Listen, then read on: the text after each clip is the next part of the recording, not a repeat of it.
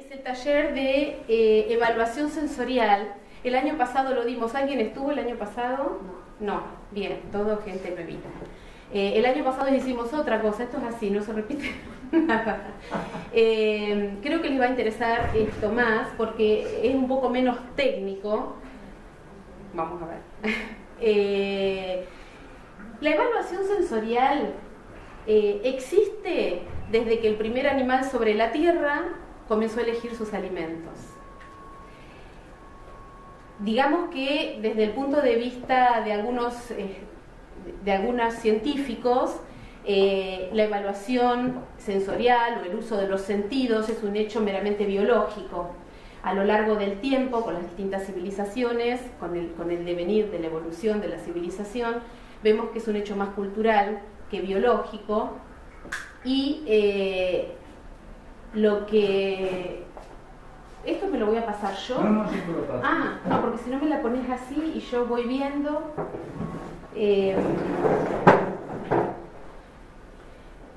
Digamos, los sentidos que nosotros conocemos, ¿cuáles son? El tacto, el olfato, el gusto, la vista, el oído. Y conocemos 5. Bien. Puede ser que en un estadio inicial, digamos, antes de en un estadio preconsciente de la humanidad, hubiera preponderancia de algunos sentidos por sobre otros. ¿Por qué? Porque para la caza o para defenderse, a lo mejor la vista, el oído y el olfato nos ayudaban a cazar la presa y también a defendernos de otros predadores. Luego vamos viendo que a lo largo del tiempo, en las distintas civilizaciones, va ocurriendo que cada sentido va teniendo una preponderancia particular y que cada cultura tiene una organización sensorial que le es propia. Y esto ya lo están viendo los antropólogos. Por eso decimos que la percepción sensorial es un hecho cultural, no tanto biológico. Es así, por ejemplo, que si nosotros cerramos los ojos y olemos determinadas comidas, decimos, esta comida es india, esta comida es peruana, esta comida pertenece o por la vista o por cómo está organizada a las comunidades andinas o al oriente o al occidente, ¿no? Hasta hace poco tiempo la vista era el sentido preponderante para Occidente, porque es el mundo que más conocemos nosotros. De hecho, el mundo no existe si no se ve, o tenemos visiones del mundo, son metáforas culturales que nos hablan de la importancia que le damos al sentido de la vista por sobre otros sentidos. Este antropólogo de Estrasburgo, David Le Breton, en El sabor del mundo, una antropología de los sentidos, en el año 2007, dice que los sentidos son una materia destinada a producir sentido.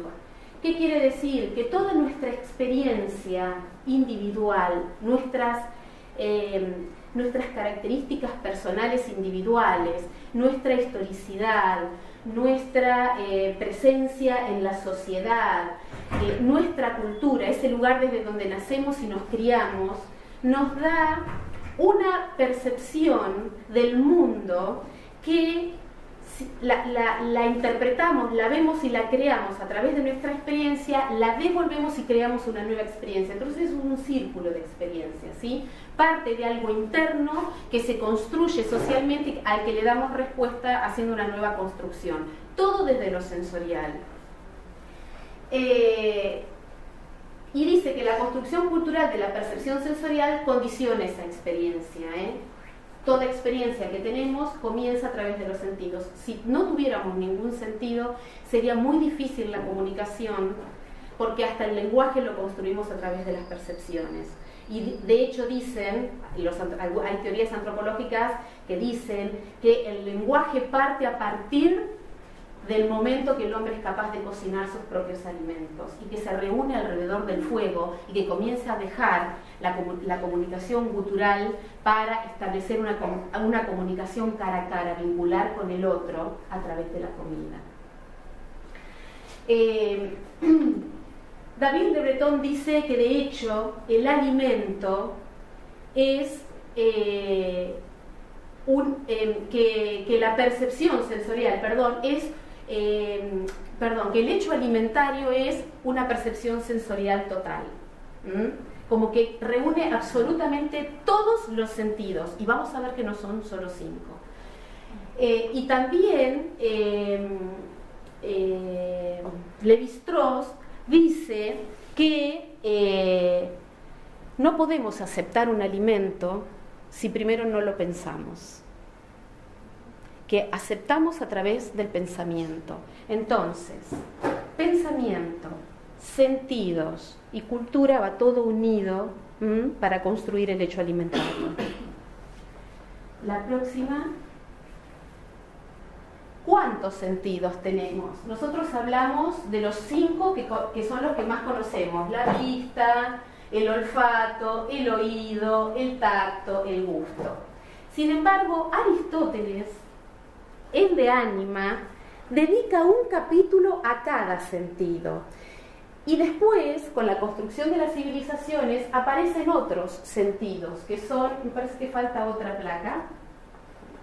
Otra, a ver. Otro pedacito. Si nosotros vemos esta imagen a través solo de la visión y vemos profundidad, podemos escuchar el sonido del agua. Acá hay agua aunque no la vean, el olor de la tierra húmeda, escuchar el ruidito. Podemos, por ahí no podemos degustar, pero si llegara a haber aroma en el ambiente ya podemos percibir o salivar.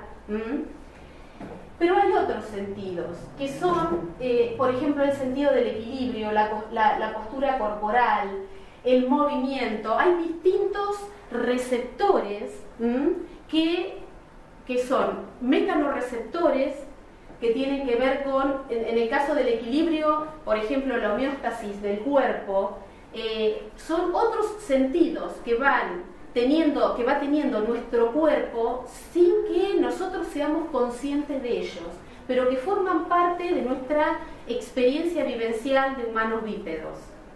El movimiento y también los nociceptores, que son los capaces de percibir la presión, los termoceptores para la temperatura, los mecanorreceptores para el movimiento. Hay montones de receptores que tenemos distribuidos en todo el cuerpo humano que captan cosas que nos hacen estar todo el tiempo en equilibrio con el medio ambiente y conocer el medio ambiente. La próxima. Bueno, ¿cómo interactuamos a través de los sentidos? Nos vamos a basar en lo que nosotros hacemos en evaluación sensorial. Los 5 sentidos son los que más utilizamos en evaluación sensorial. Y ¿me los pasás de a uno? A ver.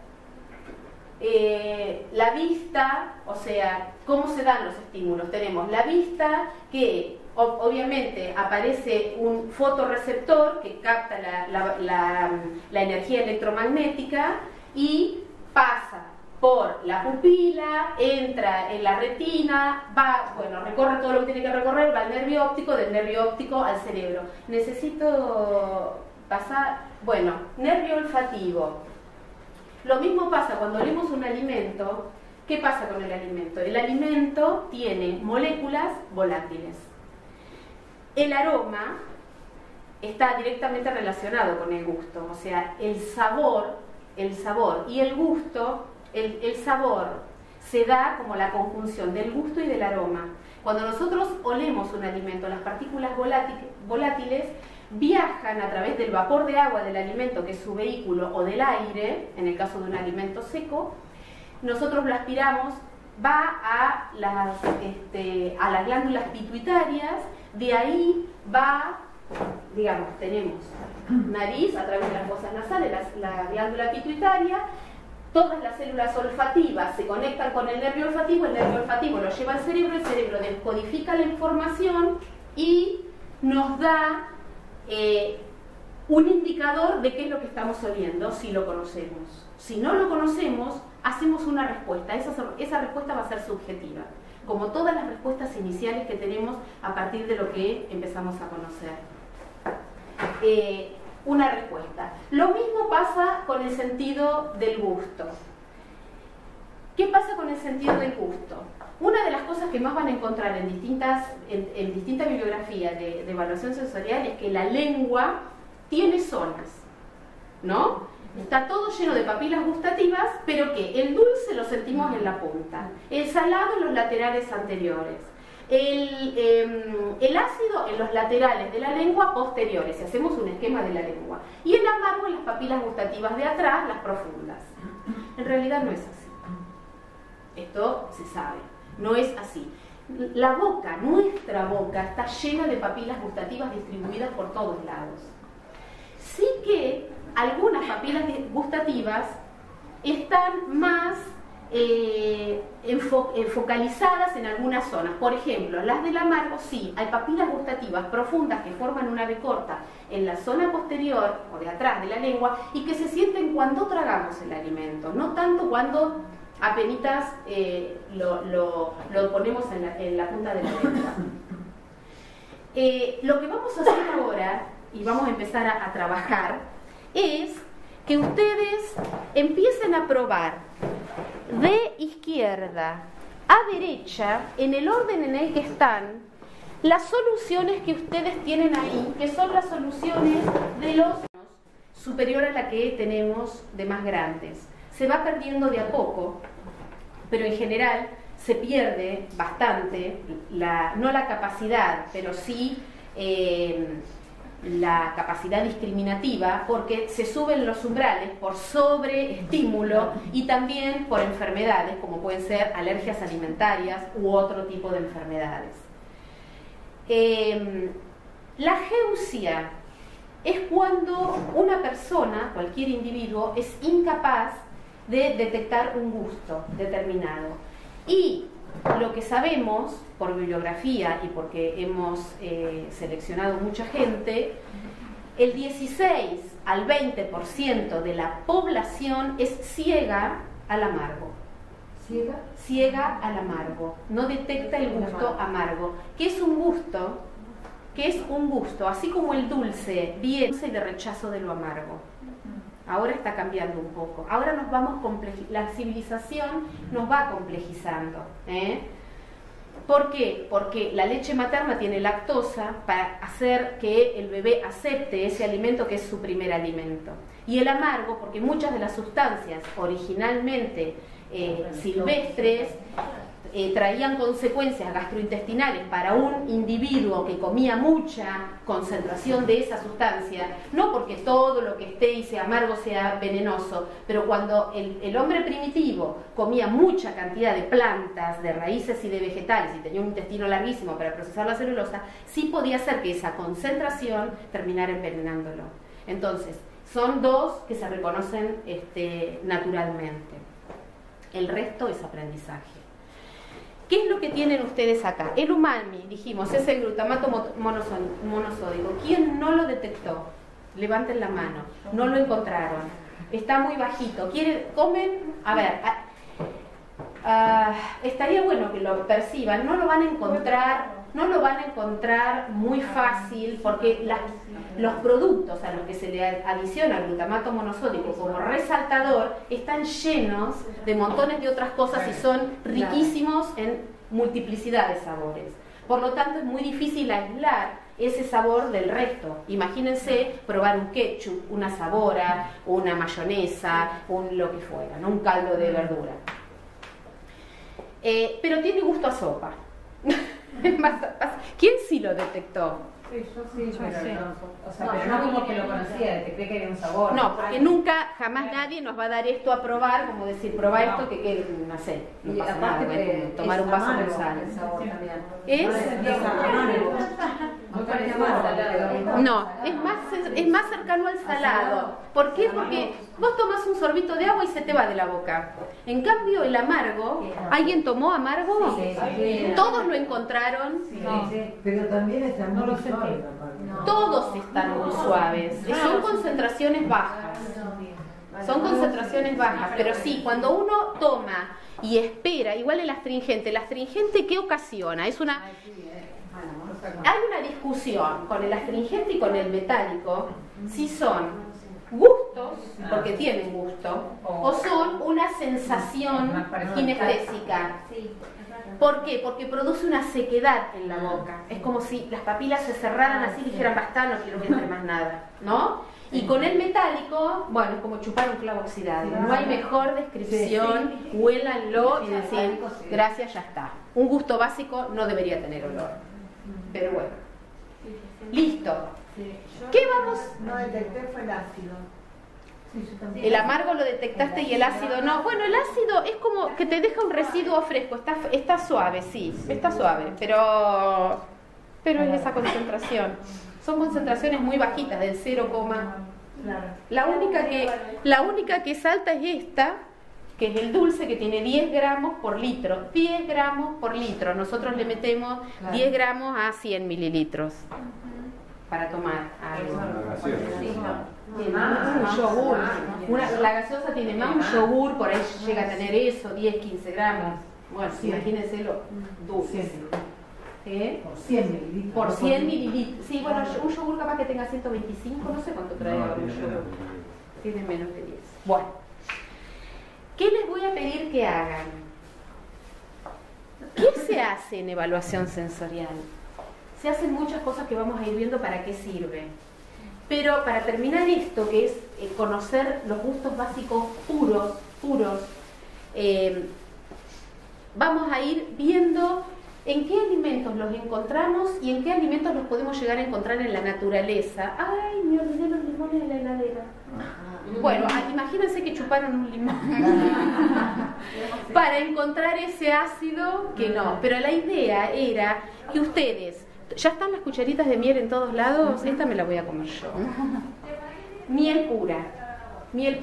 Que ustedes puedan distinguir. Un evaluador sensorial tendría que distinguir algo que no dijimos con respecto a los sentidos. Es que además de detectarlos, detectamos la intensidad, la duración, la localización. Y todo eso también lo hacemos los evaluadores sensoriales para medir esos gustos, para cuantificar, o sea, lo que hicieron acá es reconocimiento cualitativo, es encontrar el estímulo, identificarlo, fijarlo, memorizarlo y después lo tenemos que cuantificar. Yo les pediría que prueben la miel, busquen el dulce en la miel, ustedes ya saben que la miel es dulce, busquen el dulce en la miel y me digan si serían capaces de separar la intensidad de dulce de dos mieles. Yo pienso que sí. De reconocerlas, decís, de probar dos mieles y a ver si una es más dulce. ¿Eso? Exactamente. Sí, diría que sí. ¿Sí? Sí. Bueno, yo les digo que mieles que me parecen que son muy dulces. Ajá. Pero nunca lo comparé. Bueno, hay una intensidad de dulce inicial que parece que se puede diferenciar de otra miel, pero no es el dulzor lo que vos estás midiendo. Fíjense que la miel es un alimento complejo, ustedes la pueden oler y además del dulce, ¿qué encuentran? Encuentran sabores florales, ácidos, esto tiene ácido, aunque no lo encuentren. Díganme si pueden... Tiene ácido. Bueno, también porque la intensidad de dulce queda en la garganta y tarda en irse. Un panel de evaluación sensorial no pudo cuantificar, una vez que se va la sensación inicial, y separar dos mieles por dulzor.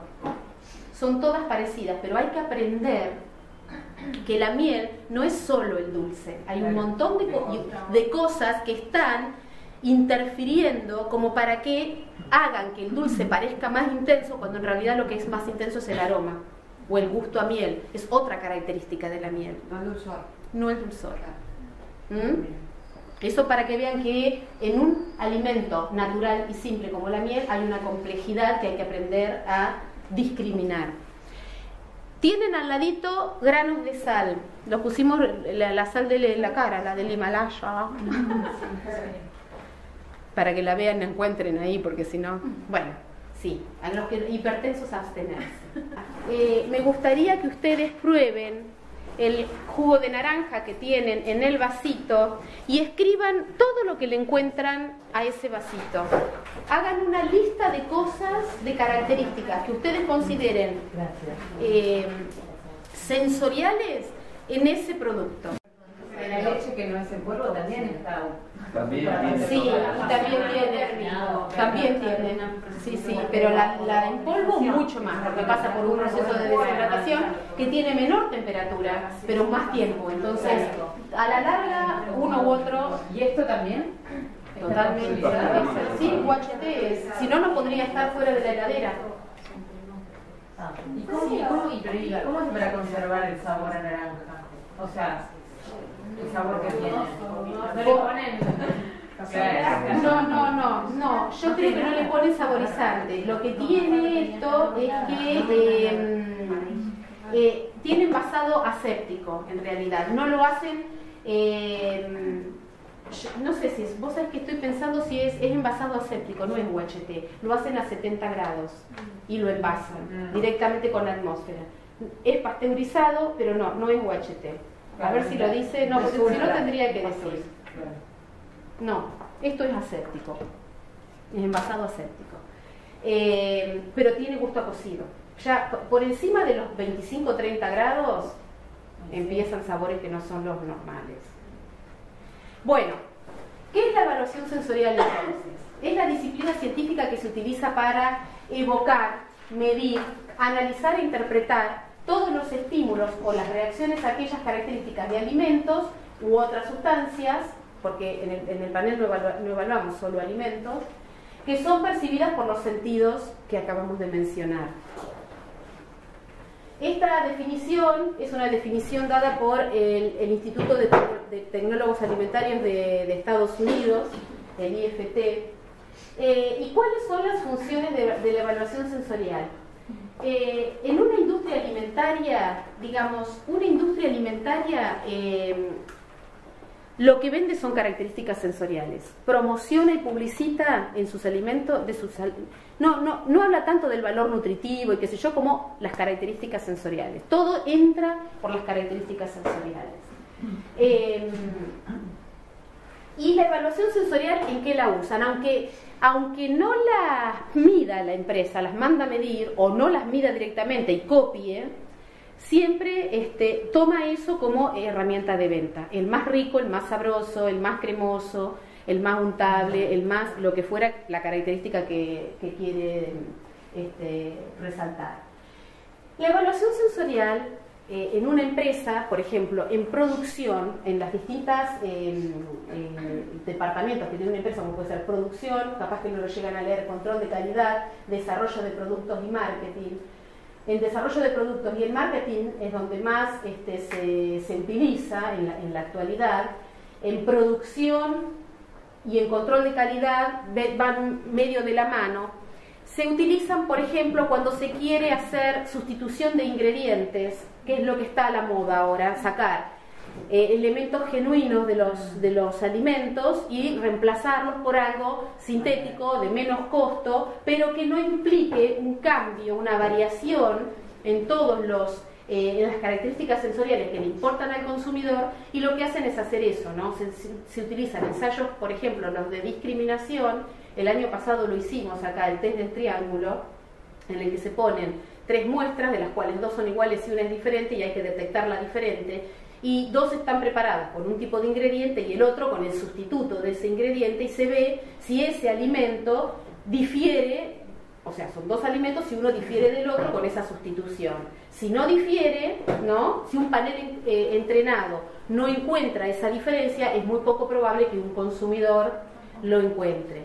Pero a veces pasa, y ha pasado mucho con el agua, con la evaluación sensorial de aguas, que el agua debería ser inodora, insípida, incolora, y sabemos que no es así, sabemos que está recontraclorado en algunos lugares, pero además que aparecen otros sabores de fondo, ¿no? Y que consumidores entrenados en detectar el sabor, y se acostumbra uno se satura y se acostumbra al lugar del agua de la localidad, ¿sí? Y va a otro lado y el agua le sabe diferente. Entonces, un panel entrenado que está en esa localidad, capaz que no detecta una pequeña variación que sí puede detectar a alguien que viene de otro lado y encuentra esa variación. ¿Se entiende? Hay veces que, por eso no hay que confiarse, porque los consumidores muchas veces detectan cosas y por eso entran las quejas. Y para eso está el departamento de marketing, ¿no? Adri, una pregunta. ¿Qué pasa con los aditivos que no son saborizantes ni aromatizantes? Por ejemplo, no sé, un sulfito, ahora no me acuerdo, hay un montón. Sí. Pero ¿otorgan algún tipo de sabor o un dejo en la boca? Porque yo a veces consumo un producto, siento, bueno, rico, todo, pero después a lo último me queda una sensación que no... Eso depende de cada tipo de aditivo, porque hay pero aditivos... puede otorgar un sabor. Sí, sí. Bueno, ahí también se usa análisis sensorial, por ejemplo, claro. El dulce de leche se usa sorbato de potasio para conservar. Entonces hay una concentración por arriba de la cual el consumidor detectaría un sabor químico amargo. Entonces el uso del sorbato de potasio tiene que ver con la parte cromatológica, digamos, y también con no interferir con el sabor natural del producto.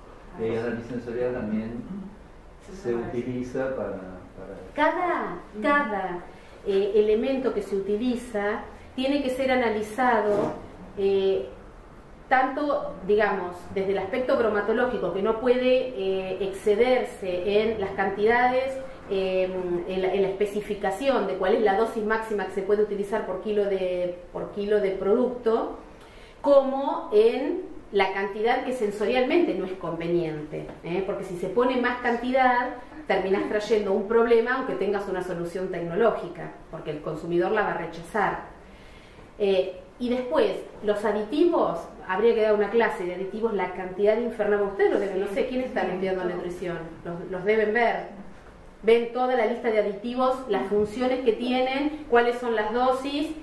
Bueno, y habría que ver cuáles son los que determinan sabor y bueno, por ejemplo, el umami, ven ustedes que es muy bajito en esta concentración, pero después también a bajas concentraciones se utiliza como resaltador de sabor de otros.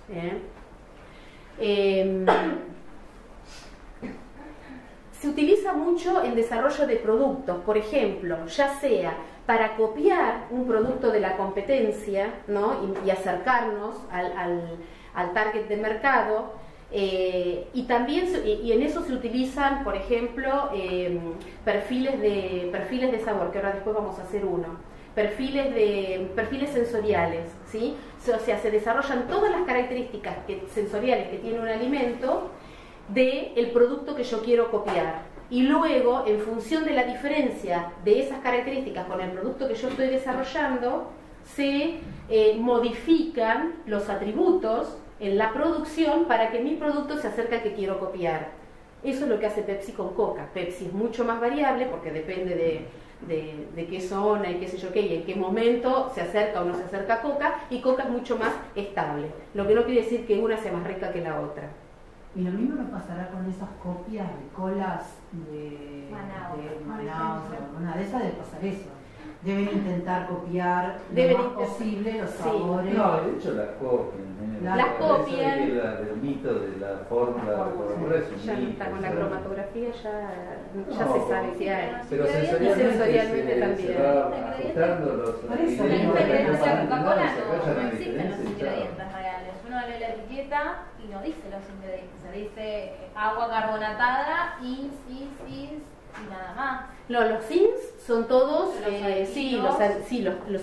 los aditivos que básicamente son conservantes, acidificantes y buffers y ¿qué tiene? De todo tiene, antioxidantes, sí, básicamente saborizantes y colorantes, tiene todo. Pero los ingredientes no están declarados, te dice bebida base cola. Sí, cola. y agua carbonatada, nada más. Y agua carbonatada, claro. que la gente no sabe. No lo vas a... Lo mismo pasa con el Fernet. Y tenés montones de Fernets en el mercado que se recontraparecen sensorialmente, aparte con la cantidad de alcohol que tiene, difícil distinguir, se pueden distinguir porque hemos evaluado Fernets, pero todos se acercan. Bueno, una de las funciones del panel es hacer ese trabajo. Otra es buscar, supongamos que desarrollamos un producto bastante novedoso para el mercado, es buscar cuál es el target o cuál es el segmento o nicho de mercado a quién va posicionado ese alimento, ¿no?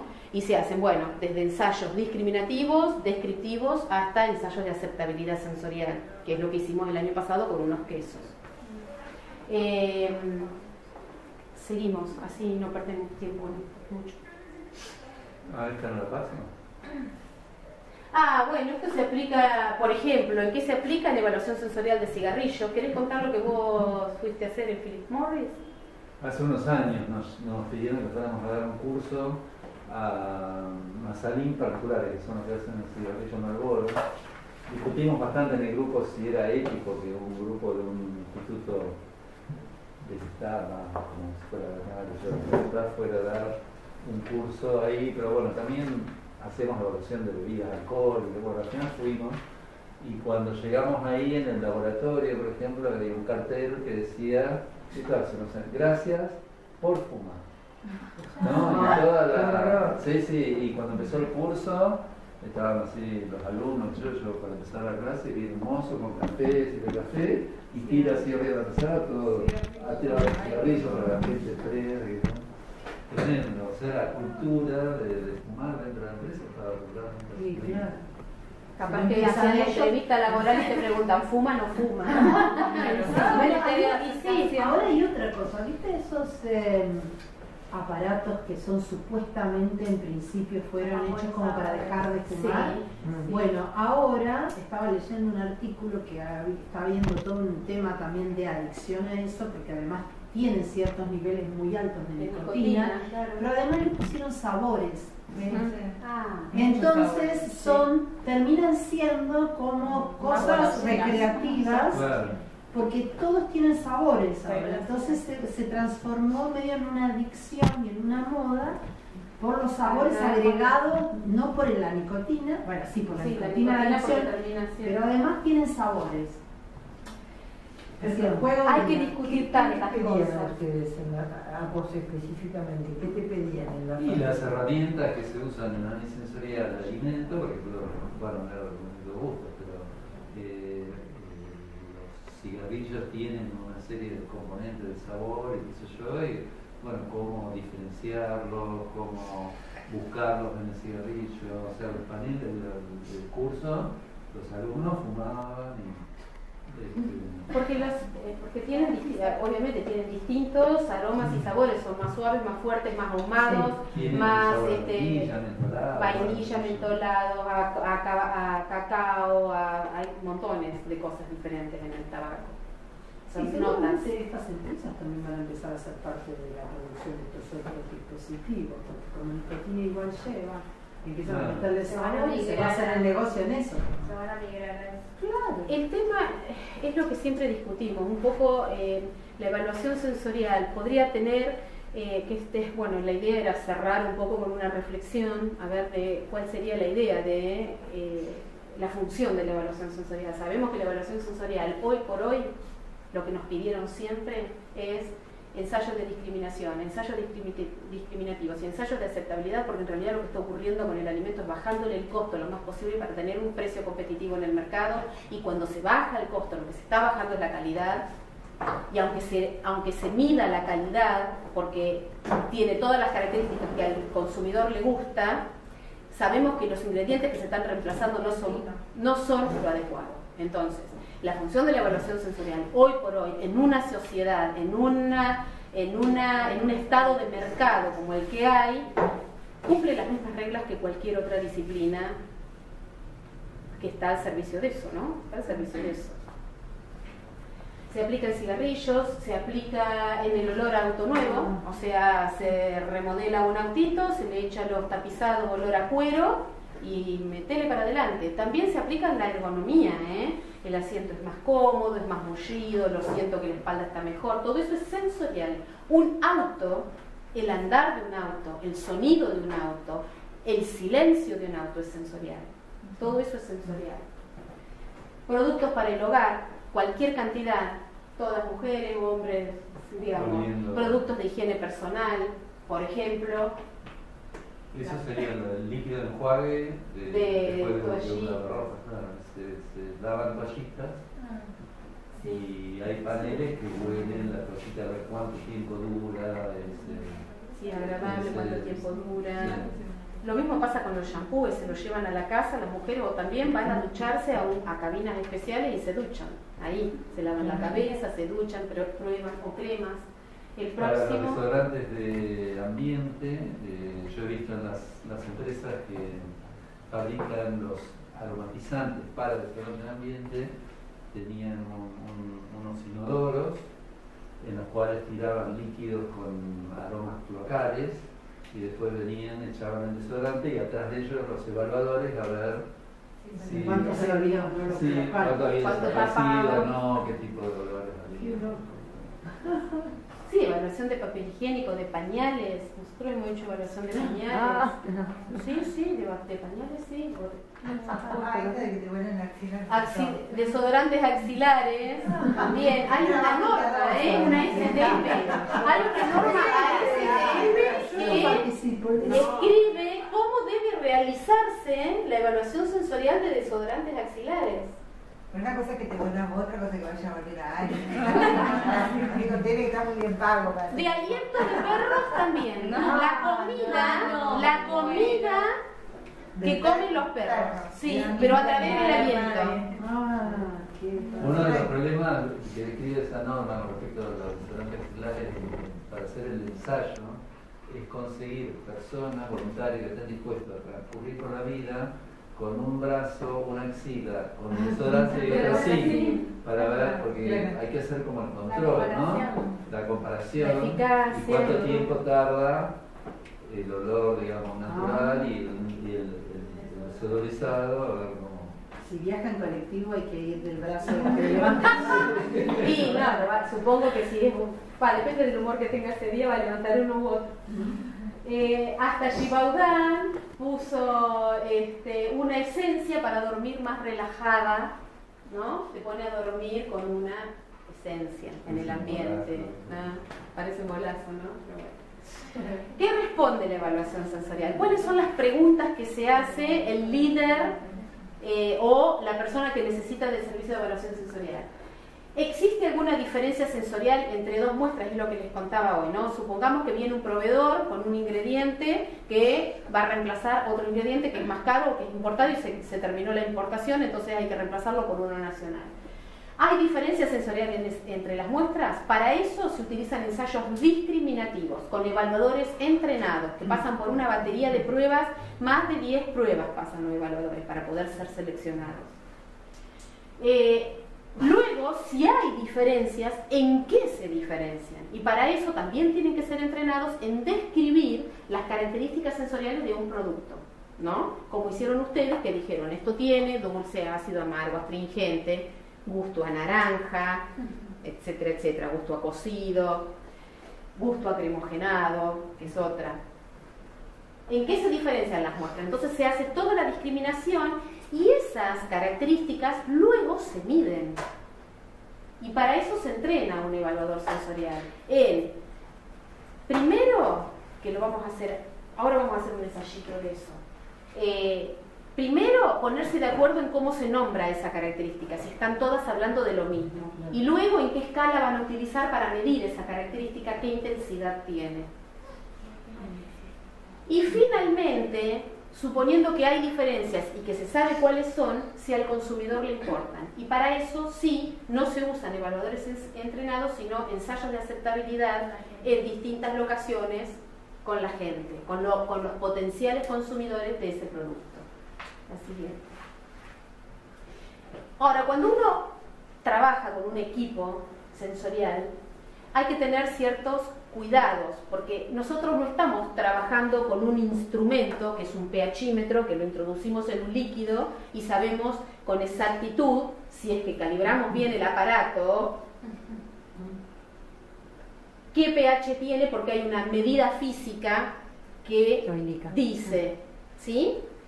Estamos trabajando con personas, pero son equipos de personas, y una vez que ese equipo es entrenado, es calibrado, porque se hacen ensayos, ¿no? Se hace monitoreo de evaluadores para ver cómo andan, etcétera, etcétera, ¿no? Hay condiciones que tienen que reunir, se transforma en un equipo de medición que muchas veces es más sensible que un cromatógrafo y más certero que un cromatógrafo.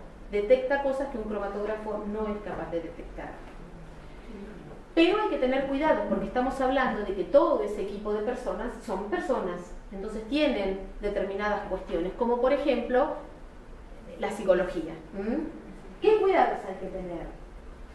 Una de las cosas que, por ejemplo, se sabe por todos los ensayos sensoriales que se hacen y las investigaciones, es que si tenemos un vaso de yogur con sabor a frutilla, color blanco, y un vaso de yogur con sabor a frutilla, color rosa, ¿cuál creen ustedes que van a decir que tiene más sabor a frutilla? El de color rosa. El de color rosa. Hay una asociación directa entre la intensidad de color con la intensidad de sabor. Por eso digo yo, ojo con la miel, porque cuando el producto es complejo, interaccionan tantas cosas que el entrenador tiene que estar muy entrenado y se entrenan con referencias puras. No sé, una mayonesa preparada solo con limón, una mayonesa preparada solo con sal, una mayonesa base preparada para poder identificar todas las otras cosas que tiene esa mayonesa, con glutamato, con lo que fuera, con huevo, con esto, con lo otro. Entonces, ¿cómo hacemos para que distingan la intensidad de sabor a frutilla entre un yogur que tiene color rosa y uno que tiene los ojos? Sí, pero no todas las personas les gustan que les vendan los ojos.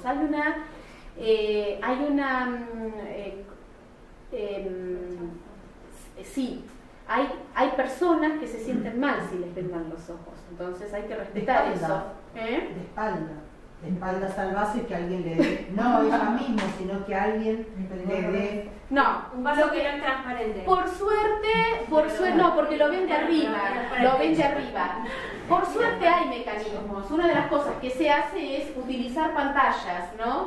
Puede haber, se puede encender una luz roja, de hecho las cabinas de evaluación sensorial, que ahora vamos a ver algunas, tienen distintos focos con distintas luces, que hay veces que una risa, porque entraban todos a la sala de evaluación y estaban todas las luces rojas prendidas y era como entrar al prostíbulo, más o menos. Era el boliche o el prostíbulo, una cosa así, era cuando las cargadas, porque había mixto, hombres y mujeres, era gracioso.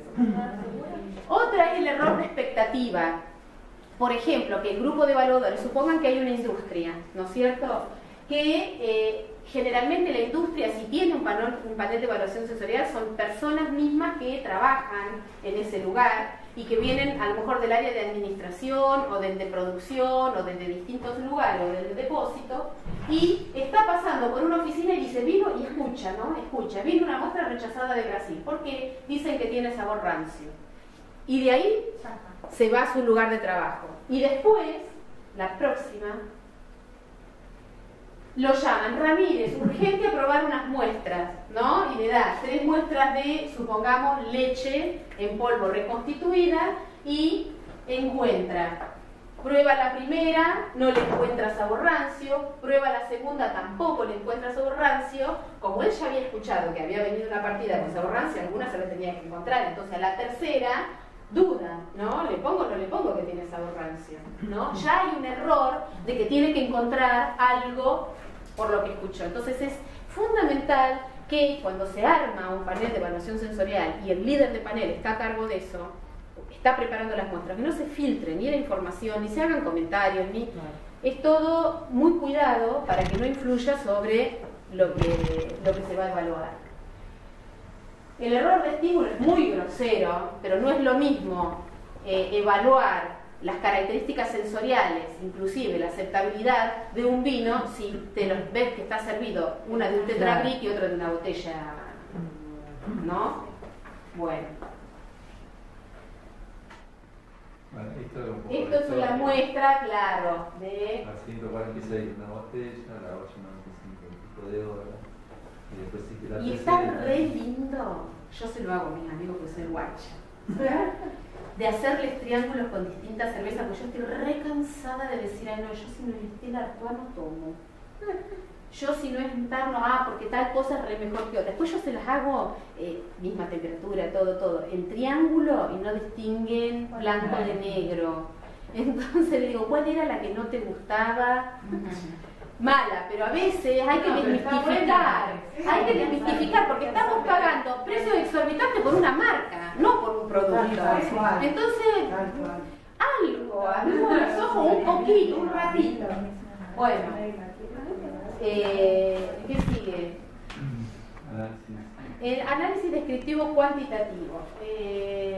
Hacemos esto y ya termino, ¿sí? Bueno, esto es lo que les decía yo. Cuando se hace un perfil sensorial, el perfil sensorial hay muchos tipos de perfiles, pero el que más se utiliza es el QDA, que es el análisis descriptivo cuantitativo. En este caso fue de mayonesa. Fíjense los sabores que se encuentran en una mayonesa. Este es bastante simple porque era bastante más larga la planilla. Ácido, salado, dulce, limón, mostaza, aceite, rancio, falta vinagre, por ejemplo, ahí, residual, intensidad inicial, intensidad residual final. Como que hay un montón de descriptores que uno puede encontrar en una mayonesa y se cuantifican acá entre nada, mucho. Los puntajes, para cada una de estas cosas hay una referencia, como les expliqué hoy, ¿no? Cómo se prepara una mayonesa base sin nada, que tiene ácido, puede ser vinagre, ácido cítrico o limón, depende de qué acidificante se pueda utilizar. Salado, dulce, limón, vinagre blanco, vinagre de manzana, vinagre de vino, no me salía. Mostaza, hay distintos tipos de mostaza, blanca, negra, ¿saborizada? Sí, ahumadas vienen. Sí. Con hierbas, con jengibre, con hierbas, con jengibre. Y bueno, ves que cada vez se complica. Yo tengo en mi heladera encontrado un mundo de la mostaza y abrís la puerta y hay un mundo de mostazas diferentes. Que debe ser la misma porquería con otras cosas. Pero bueno, pero hemos encontrado un mundo así de... Sí, hay de todo, mostaza. Bueno, yo no les voy a decir lo que se hace para entrenar un panel porque lleva sesiones y sesiones y sesiones, montones de sesiones. Seguimos.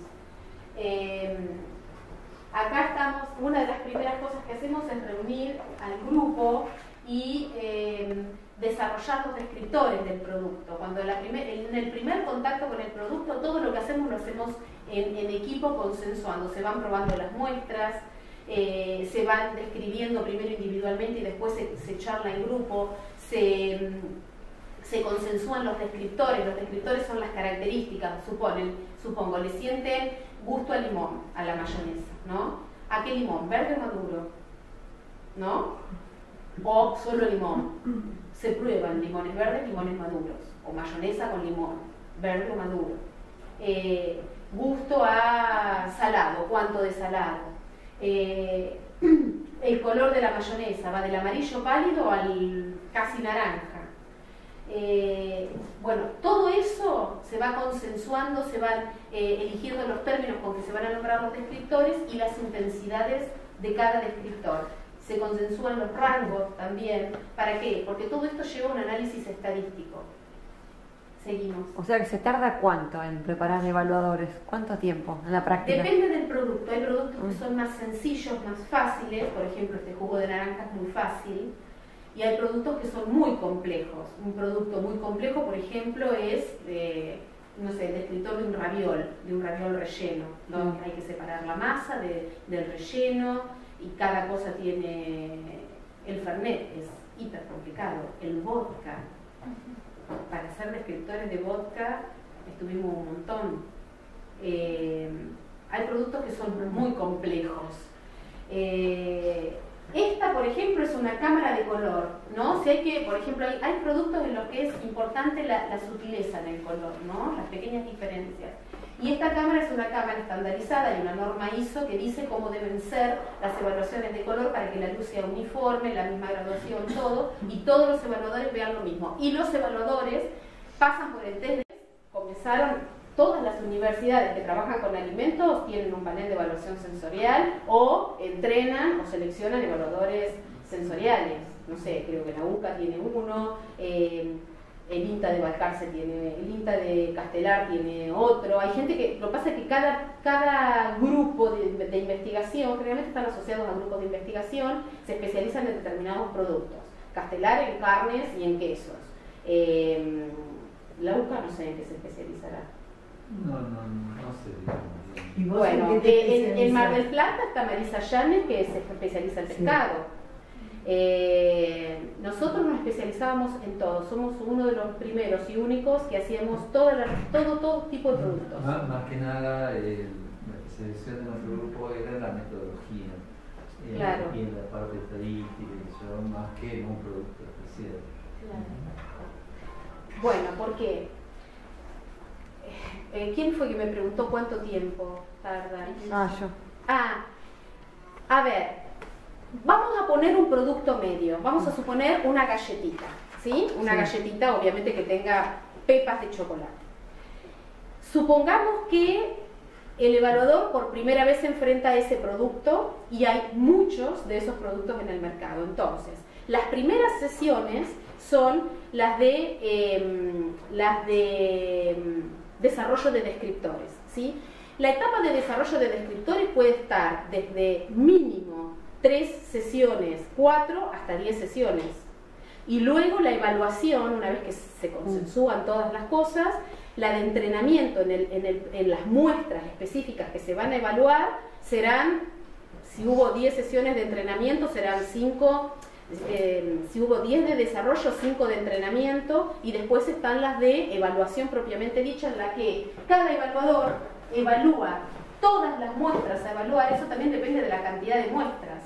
Si son 2 muestras es todo mucho más rápido, pero si son 6 muestras que se evalúan, porque a veces las muestras vienen con muchos prototipos. La empresa no gasta el dinero en un panel de evaluación sensorial, porque estas personas le dan pagas con dinero.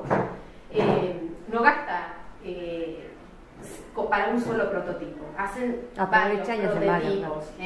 Entonces, si son varios prototipos, son más sesiones. Y luego hay que evaluarlos esos prototipos. Y se aplica para todo estadística, con lo cual después hay que evaluar los resultados. Por eso se computarizaban. Al principio medíamos las escalas a mano con regla. Cuando recién empezamos en el 86, medíamos las escalas a mano por tiempo. Luego computarizamos todos los paneles y todo eso iba a una computadora central que juntaba los datos, los llevábamos a nuestro escritorio y hacíamos el análisis estadístico de resultados. Y con eso después se elaboraba el informe para la empresa. Pero en términos general, capaz que estábamos un mes o más tiempo, y si era de vida útil el ensayo, mucho tiempo. Lleva mucho tiempo.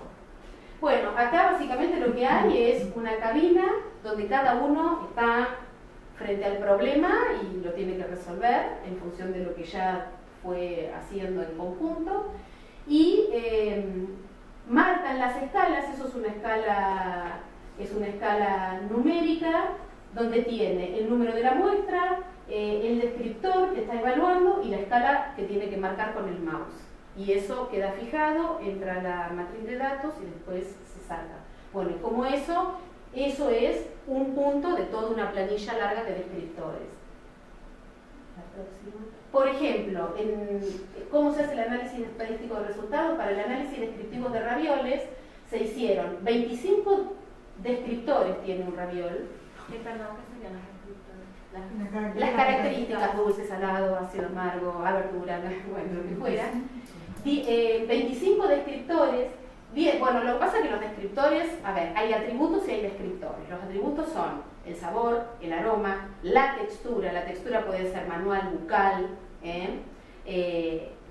la apariencia, sin tocar el producto, hay varios. Y cada uno de esos atributos tiene descriptores. En apariencia visual tenés el color tal, tenés la forma, el brillo, algunos que tienen esos recubrimientos para que no se peguen entre sí. Bueno, descriptores. Por 10 evaluadores, mínimo para un descriptivo se utilizan 8 evaluadores. 10 o 12 es ideal. Por 14 muestras que se evaluaron, por 3 repeticiones, porque esto es como cualquier ensayo de laboratorio, tiene que tener triplicado para que sea consistente la estadística, dan un total de 10.500 datos, números, ¿no? Que se analizan de qué forma, con un análisis de varianza. Y el análisis de varianza es específico para este tipo de ensayo, pero después, en función del error que se quiere cometer, hay distintas cosas que se aplican. Bueno, esto es más o menos el trabajo que se comienza a hacer cuando uno empieza a desarrollar descriptores de un producto, ¿no? Luego se ponen de acuerdo, se desarrollan referencias y se miden los descriptores y se ponen de acuerdo en cuánto tiene cada una de tal cosa que encontró. Bueno, hay productos que ya después de tantos años hay bibliografía que da un listado de descriptores tentativos. Para cada tipo de productos, por ejemplo, hay una rueda de sabor de vinos, hay una rueda de sabor de cerveza, hay una rueda de sabor de, qué sé yo, determinados productos. Entonces uno utiliza esa serie de descriptores, por ejemplo, en aceite de oliva hay una rueda de sabor de aceite de oliva que ayudan a la descripción, pero después si uno va a evaluar un aceite de oliva para saber si es extra virgen o qué, terminás haciendo la planilla del COI. Y no te salís de ahí. Todo lo otro es folclore, el vino folclore. Para mí la hogareña es más salada también. Es más salada y más dulce, exactamente. La hogareña es más salada y más dulce.